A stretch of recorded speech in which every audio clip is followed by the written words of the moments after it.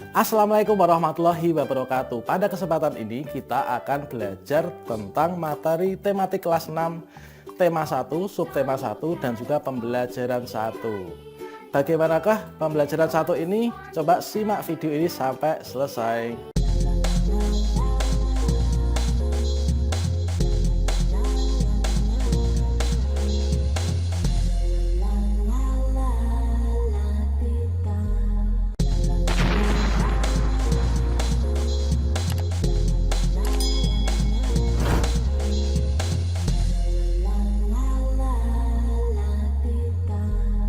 Assalamualaikum warahmatullahi wabarakatuh. Hari ini kita akan belajar tentang materi kelas 6, tema 1, subtema 1, dan pembelajaran 1. Di dalam memenuhi kebutuhan manusia membutuhkan tumbuhan. Tumbuhan dimanfaatkan manusia dengan memanfaatkan bagian akar, batang, daun, buah, dan juga bijinya.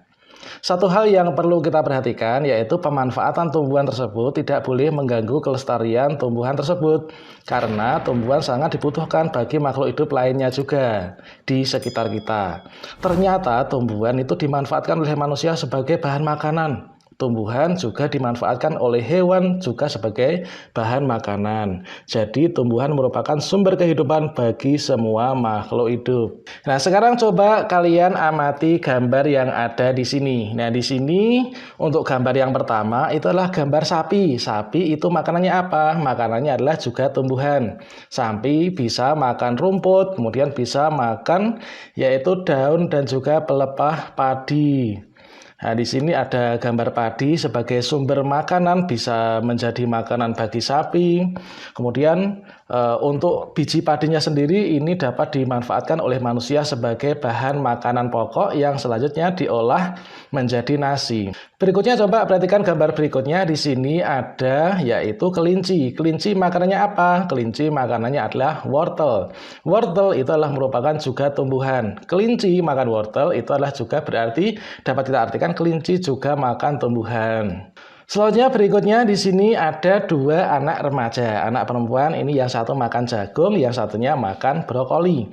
Nah, jagung itu adalah juga berasal dari tumbuhan, kemudian brokoli juga dari tumbuhan. Coba sekarang kita temukan jawabannya. Nah, di sini bersama kelompok kita membahas atau berdiskusi tentang pertanyaan yang pertama, siapa saja yang memperoleh manfaat dari tumbuhan? Jawabannya pasti adalah manusia dan juga hewan.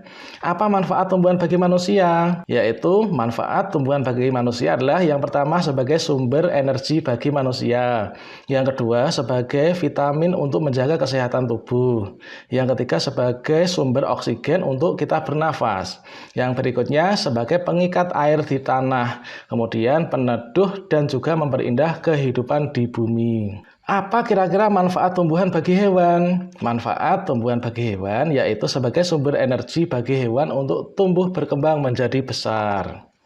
Ya, pertanyaan keempat, apakah tumbuhan merupakan sumber bagi kehidupan? Ya, jelas kan? Nah, tumbuhan merupakan sumber bagi kehidupan manusia dan juga hewan. Karena tumbuhan adalah produsen penghasil cadangan makanan dan juga sumber oksigen untuk bernafas dan melindungi bumi dari sengatan sinar matahari.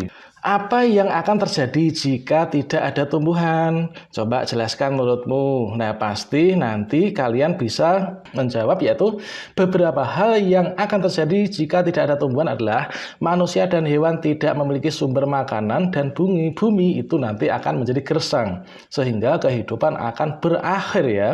Kira-kira bagaimanakah jagung berkembang biak? Jagung merupakan salah satu tanaman yang dijadikan bahan makanan pokok di berbagai tempat juga di Indonesia. Contohnya penduduk Pulau Madura menjadikan jagung sebagai makanan pokoknya. Jagung merupakan salah satu tanaman penghasil karbohidrat yang sangat diperlukan oleh tubuh manusia.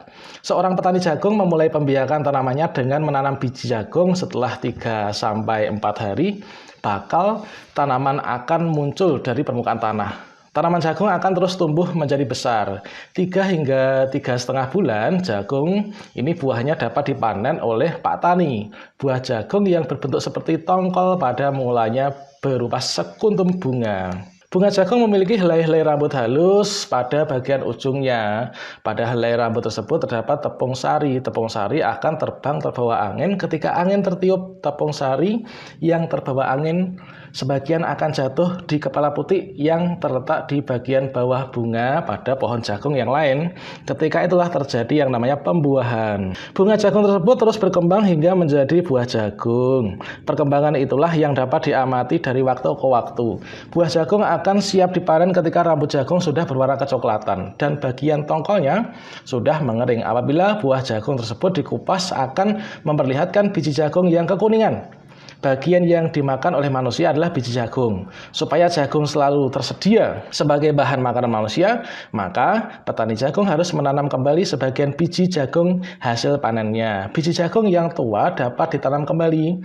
Dari sinilah akan dimulai lagi perkembangan jagung. Ayo cari tahu, tepung sari pada bunga jagung akan terbang terbawa angin. Ketika angin tertiup, tepung sari yang terbawa angin sebagian akan jatuh di kepala putih yang terletak di bagian bawah bunga pada pohon jagung yang lain.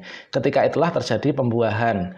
Perkembangbiakan ini dinamakan perkembangbiakan generatif.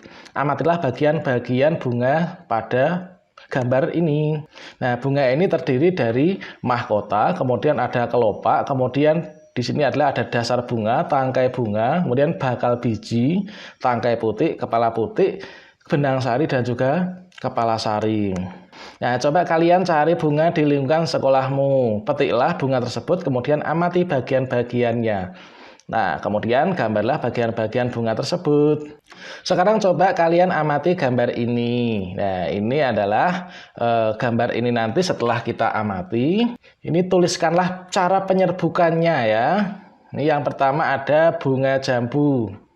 Ini adalah caranya gimana? Bunga jambu ini dengan cara bastar, ya kan?